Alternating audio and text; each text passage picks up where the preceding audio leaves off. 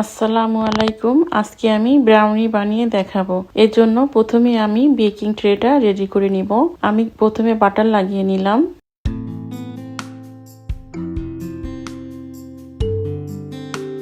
এরপর একটা baking paper বিছিয়ে দিব।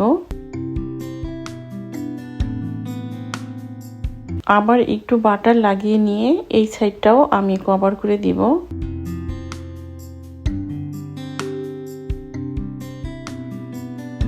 এখন উপরে লাস্ট টাইম আমি আবার একটু বাটার লাগিয়ে নিলাম। হয়ে গেল। এবার একটা বলে নিয়ে নিলাম 200 গ্রাম চকলেট চিপস। এটা কিন্তু ডার্ক চকলেট চিপস। এর সাথে অ্যাড করব বাটার হাফ কাপ পরিমাণ। এবার একটা পাত্রে গরম পানি নিয়ে এটাকে আমি গুলিয়ে নিব।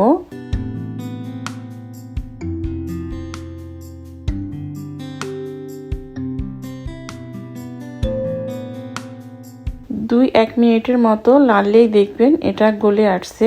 যখন এরকম স্মুথলি হয়ে যাবে তখন এটাকে আমি এক সাইডে রেখে দিব। এবার আরেকটা বলে নিয়ে নিব 3টা ডিম।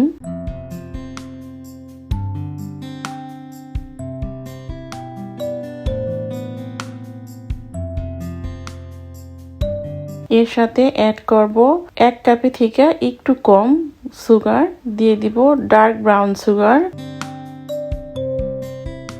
1/4 কাপ পরিমাণ ভ্যানিলা এসেন্স দিয়ে দিব পরিমাণ মতো, আর 1 চিমটি লবণ দিয়ে দিব। এবার এগুলোকে আমি মিশিয়ে নিব।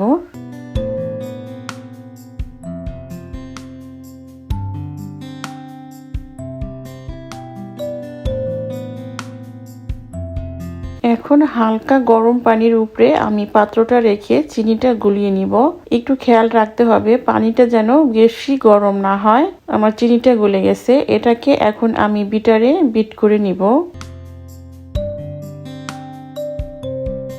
প্রথমে আমি লো স্পিডে বিট করব।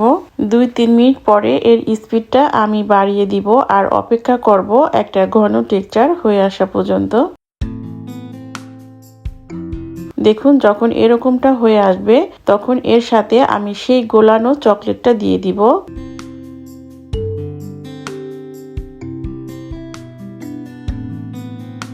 এবার এই চকলেটটাকেও আমি 2-3 মিনিটের মতো বিট করব।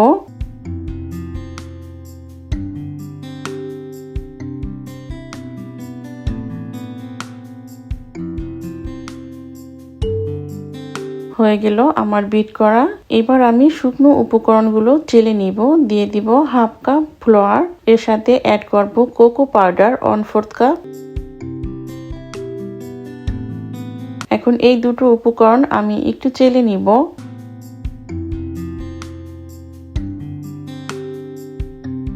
হয়ে গেল চেলে নেওয়া। এখন এটাকে আমি একটু মিশিয়ে নিব।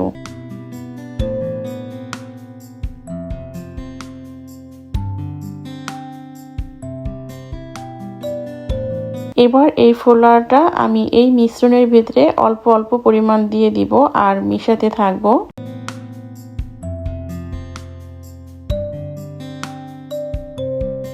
এই ফ্লাওয়ারটা 2 থেকে 3 বারে দিয়ে খুব ভালোভাবে মিশিয়ে নিতে হবে যেন গুটি গুটি দলা পাকিয়ে না থাকে।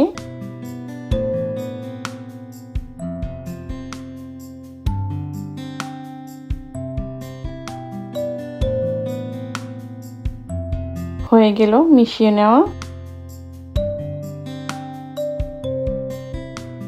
এবার এই মিশ্রণটাকে সরাসরি আমি মোল্ডে ঢেলে দিব।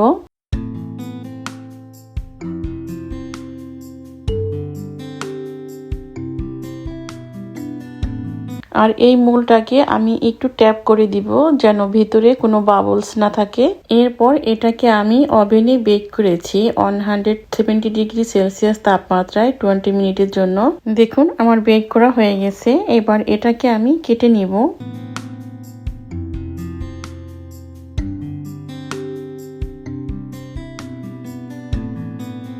এটাকে আমি প্রথমে 3টি স্লাইড করে কেটে নিব।